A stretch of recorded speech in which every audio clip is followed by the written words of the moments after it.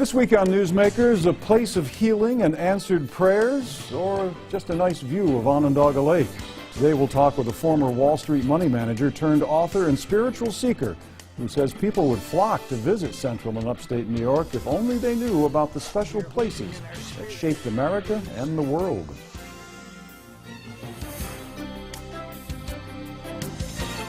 Well, welcome to Newsmakers again, everybody. I'm Dan Cummins. Good to see you, and welcome to our new day and our new time, 6:30 a.m. on Saturday mornings. Maybe you're watching at 5:30 p.m. on Sunday afternoon, or anytime online at your convenience at localsyr.com. Regardless, we welcome you to our Newsmakers program, and maybe you're still scratching your head a little bit at that introduction of mine. But before we meet our guest today, let's take a look at his latest book. He's written a few. This one is called Sacred Sites in North Star Country, Places in Greater New York State That Changed the World.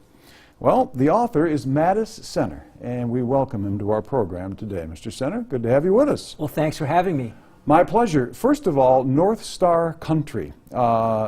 What is North Star Country? How would you geographically define it? Well, basically the Northeast, and North Star is what the freedom seekers escaping slavery in the pre-Civil War period would do. They'd follow the North Star, and this area has been called North Star Country.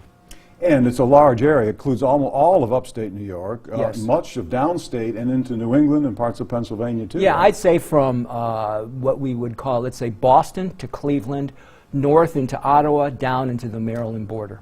Now, when earlier this year, our President Donald Trump, he says many things that catch people off guard, and when he made a comment about the lack of jobs in upstate and New York, he said, well, maybe if people can't find jobs there, they should relocate, move to Wisconsin or someplace else where they are creating jobs. And that comment wasn't widely received very well.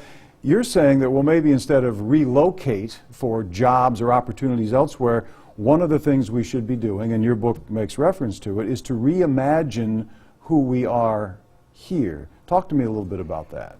The area of central New York, greater, what I call North Star Country, has played a dominant role within the world.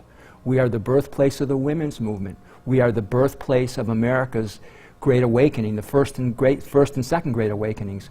We are the birthplace of American democracy, of religions. So much good has been transformed and born in this area. So that has had a powerful influence on the world, and that consciousness that has motivated and created that is here for people to come visit and experience. And you've, and we'll talk about at least a couple of them, you've outlined in your book many of those sites that people could visit as pilgrims, and actually when it comes to the economy and bringing visitors to central New York as tourists, really. Yeah, well, let's look at Sedona, Arizona. 3 million people travel to Sedona, Arizona on spiritual pilgrimages.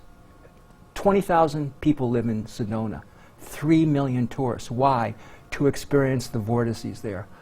Vortices. That's vortexes of energy that are supposedly spiritually transformative. Yet we have something more powerful. I've written a book about vortices. I've taught courses. I've got articles. Go to Wisdom Magazine online. You can see them. Before we get to the vortices, though, talk to me about North Star Country, because you're actually combining history, which you've taught, and we're going to talk about that in a minute when we go back to the lakeshore at Onondaga Lake. History of the founding of democracy in this country, freedom, Harriet Tubman. There's a lot associated with our part of the world that is purely history, but foundational history. And now you want to layer on top of that, and you've suggested it in this latest book of yours, that we can combine spiritual seeking with these historical sites and bring a Sedona type of pilgrim and tourist to central and upstate New York. Absolutely correct. I mean, I think what is here in the land is buried in the land. What exists in Mother Earth here is what precipitated all of these great movements and events and drew all these great people. Frederick Douglass, Garrett Smith. I mean, the list goes on. Now let's talk about, because here's where I want to make the linkage. We'll get back to Sedona in a few minutes, I promise you, because that's your parallel. That's the parallel you attempt to draw here for what you'd like to see accomplished. But I want to go back, and as we see a few images of the Peacemakers Sanctuary on Onondaga Lake. First, we'll linger on this image for a moment. It's on your screen now. We are on the West Shore Trail of Onondaga Lake. Yes. Why is this place so special? First of all, what happened here historically that makes this lake and this particular spot on this lake significant historically? Okay, Onondaga Lake is where the peacemaker planted the tree of peace and gave the Haudenosaunee the great law of peace. And the great law of peace and that, Haudenosaunee culture influenced our founders to a great degree. The Haudenosaunee is the Iroquois Confederacy. And that has been recognized. Congress recognized it in 1988, I think with Act number 331, if I'm correct. So that's where it comes from. So that is a powerful movement. Sally Roche Wagner has talked about the fact that that also influenced the women's movement, the Haudenosaunee and all that.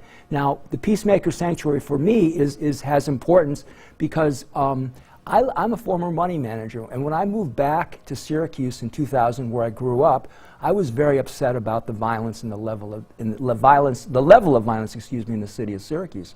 And I kept praying and praying, and God said, go have a vigil there. And we had a vigil in the Friday after Thanksgiving in 2002, and there was no murders for 2 or 3 months after that.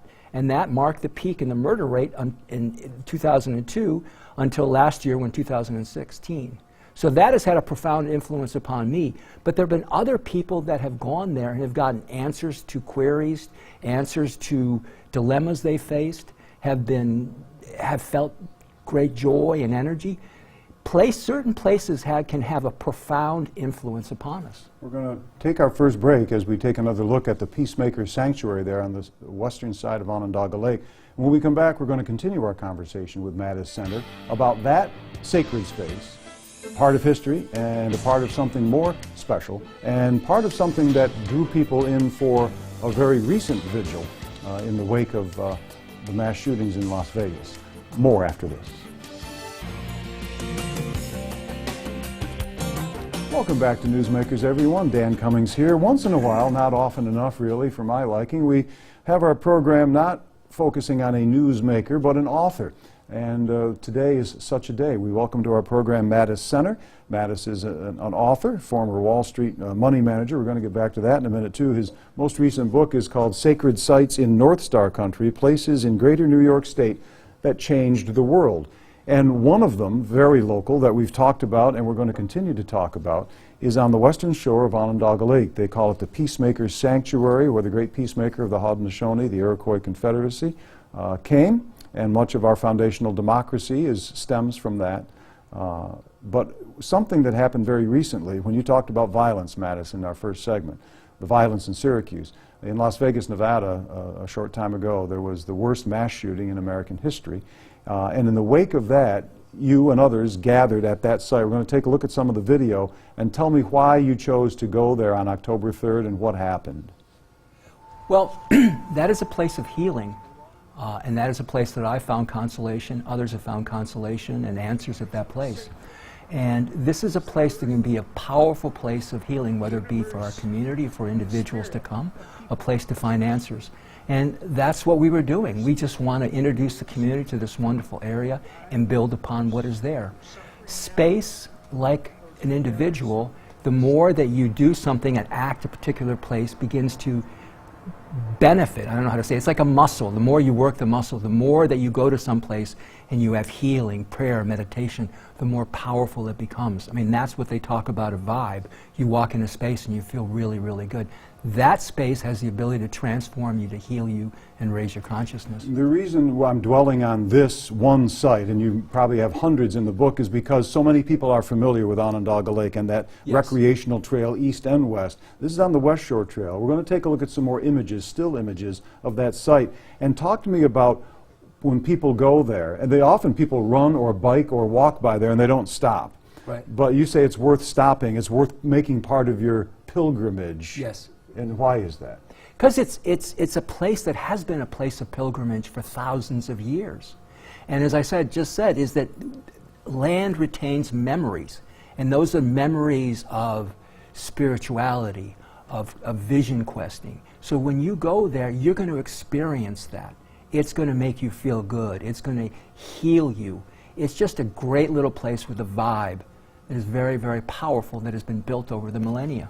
Now, and again, I didn't count all of them, but in your book you've probably got, what, a few hundred of these. I've got about 130, it 140. felt like a lot. Yeah. And you're saying that perhaps with that as one example, there are so many other places in our region of New York State and beyond that serve the same purpose, that could draw people here as tourists, as pilgrims, to stop, to stay, and to visit and take a tour of many of these places. Yes. Do you have some other examples you'd like to share with us? Sure. Another place actually is Gossamer Wood. Canandaigua area? Canandaigua, New York, in the northern end of Canandaigua. That's a place actually we're trying to raise money for to buy.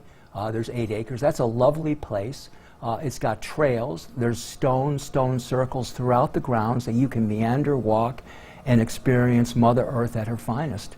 And again, it's a place that has been an ancient, sacred site. You can feel the vibe that has been going on there for thousands of years.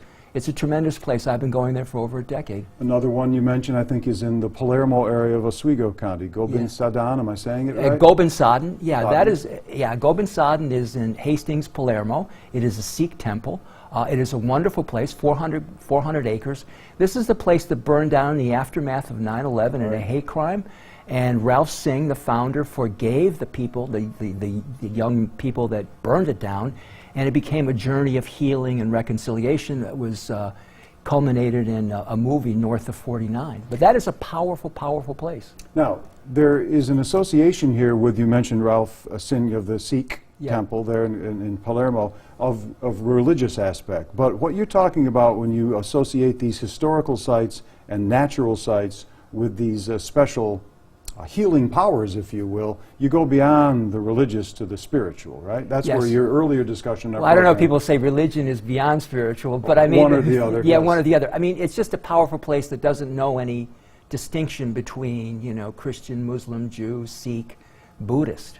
It's an aspect of Mother Earth, and it's sort of, it's a generic thing. It nourishes you. It doesn't... It's like when we all pray to the same God, for example. It's that sort of a premise. Your book has been published, it's just out this year, 2017, the Sacred Sites book. Have you gotten much response to it, and what type of response do you have? Well, I think the response has been positive. I mean, but it attracts people that are into this sort of thing. So they love it, and they like going to these places. It's a helpful guide for people. And it's also introduced some people, New Age people also really aren't into the history of the social justice as much. So it's brought together that element. So it's been interesting in that perspective. You mentioned in our first segment Sedona, Arizona, and that is always associated with New Age. As a matter of fact, I wanted to from an article that you shared with me from The Guardian, it was a byline piece by Tara Isabella Burton. She said, Sedona has no, I'm quoting now, no major churches, no relics, no established holy sites. But what it does have are vortices, a series of unmarked points around Sedona's various cliffs that locals and visitors alike imbue with New Age significance. That's Sedona, Arizona. I'm going to leave you with that while we take a short break. When I come back, we're going to talk with Mattis Center about why he thinks parts of central and upstate New York on this North Star Country Trail could be the Sedona of the Northeast after this. Welcome back to Newsmakers. Our guest today is an author, Mattis Center. He's written a book called North Star Country, Places in Greater New York State That Changed the World, historical and, you say, spiritual. Take me to Sedona, Arizona, the Arizona town, as this article said, bursting with positive vibes, where people go to feel better, get better, and to do a pilgrimage. And you believe there is a direct parallel here, how central New York, with these sites that you've mentioned, can become a lot like that. Absolutely. I mean, central New York, upstate New York, North has played a profound influence upon the world. Now, these people go there to have their consciousness raised. To Sedona, right. To Sedona, to be healed, to be better people. Okay, that's fine. Let's look at here. I tell you, people can come here for the same reason, and I offer my proof and say, Harriet Tubman, Frederick Douglass, Garrett Smith, Susan B. Anthony, Matilda Jocelyn Gage, all of these people came from this area, and more. Movements, America's Second Great Awakening, spiritualism, all this happened. The Oneida community. The Oneida community, all of this happened here. Great souls, great events happened in this area. And people can come here and experience that consciousness. Now, I've got places listed. Now, everything is not that, whoa, I feel it. But this aspect of Mother Earth that I call fields of consciousness, where ley lines begin from, it is found at the home of Frederick Douglass, of Garrett Smith, all of these people, all of these events. I didn't even know about Miller, the Great Disappointment, who started Seventh-day Adventist. His property is on this.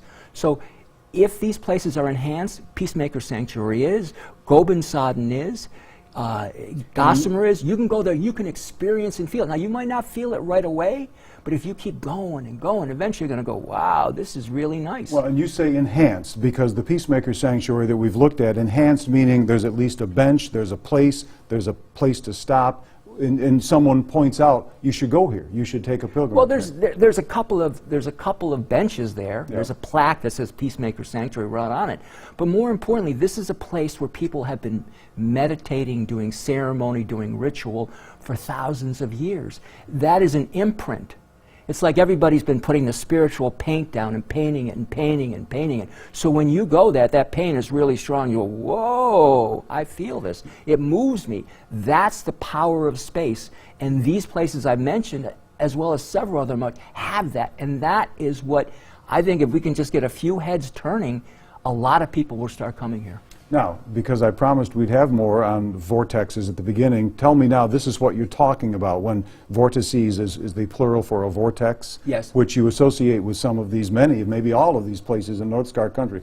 What is it again, a vortex? A vortex is a swirl of energy, basically. It can be many different interpretations, but ultimately it's a swirl of energy that, so when you're in it, think of a hurricane, all right? Hurricane is very destructive. Think if a hurricane was positive, and instead of pulling stuff out and killing you, it enhances you. And that's what a vortex is, that if you pray, meditate, you might form this over time, and it's an enhancing ability or enhancement to a space. And that's really the enhancement you were talking about a moment ago for these sites. So what do you think it will take, in your opinion, because you've researched this and you've written about it extensively, to bring these sites in central and northern and upstate New York into the realm where they aren't just viewed as where Harriet Tubman trod and where Garrett Smith and Frederick Douglass once were and Susan B. as purely historical sites, which the state loves because they've got markers up for the history, to advance or enhance it to the point where your suggestion of a spiritual pilgrimage a la Sedona could accompany these sites and make that the attraction? You know, it's like kind of anything. You know, it's the fire is there. We just need the match. The match, I think, is we need awareness. I should say the gasoline is there. Sorry, poor analogy. But it is there, ready to happen. We just need to get a few people aboard, maybe some prominent people in the press, nationally, globally, start to write about it, experience it. I think the rest will fall in place. Because, you know, the cynics watching this program will say, and I can play the role of a cynic now and say, well, this sounds like a lot like New Agey stuff. We know the real estate's there. We know who Harriet Tubman was. We certainly know about the Peacemaker and the Haudenosaunee and how important Onondaga Lake is to the history. But now you're talking about vortices and Sedona and the New Agey cliffs and so. That's the leap that you've probably got to get people past. Well, I think locally, yeah, but there's a huge community out there for New Age. You know, 20% of Americans consider themselves spiritual and not religious. The New Age movement the New Age movement was born here with spiritualism. I mean, that's where the home is, here. Now, the point is, many people don't really, in Sedona, they're like laughing. Many locals laugh. But they don't laughing all the way to the bank, right? So I mean, it's the same thing here. You don't have to. You can say that I'm nuts. I don't have any problem with that. Saying I'm loopy, wacky, nuts, whatever. It doesn't matter. What I am telling you there that I've written about vortexes. I've taught courses. I've done a lot with them. What we have here far surpasses that. All we need to do is get a little bit more recognition, awareness, get some people coming here, writing it up, and the rest will happen. You're the author and the researcher, and you've had the experience.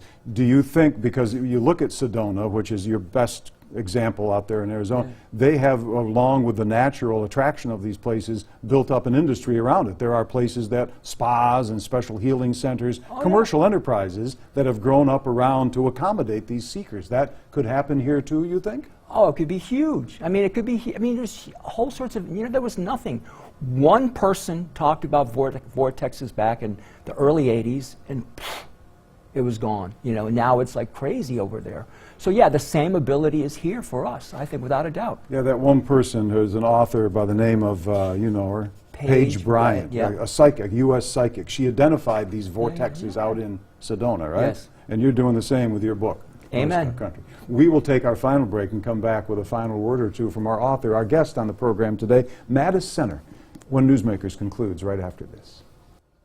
Back with author and seeker Mattis Center. If you're watching this program at 11:30 or at 6:30 a.m. on Saturday or online Saturday morning, got an event coming up Saturday, the 21st of October, at the community library in Jamesville, DeWitt. What's going on there at 11:30? Yeah, we're going to have an Earth Healers gathering. It's free. We're going to teach basic how to connect with Mother Earth, how to heal her, work with her. We'll teach some basic geomancy and dowsing skills to begin with.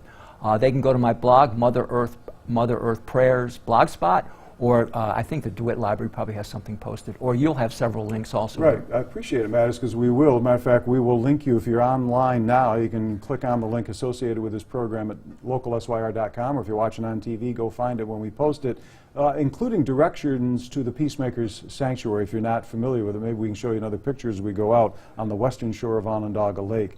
But the link to it, learn more. It's been fascinating to meet you, Mattis Center, and to talk about your work. Author Mattis Center, our guest on Newsmakers. And again, tell people about the book. Go ahead and link to that site and you'll learn more. Fascinating concept about what these sacred sites could mean, not only for spiritual seekers, but maybe for the economy and the future of central and upstate New York. Hey, it's good to see you again on Newsmakers. There's the Peacemakers Sanctuary. See you next time on our special program.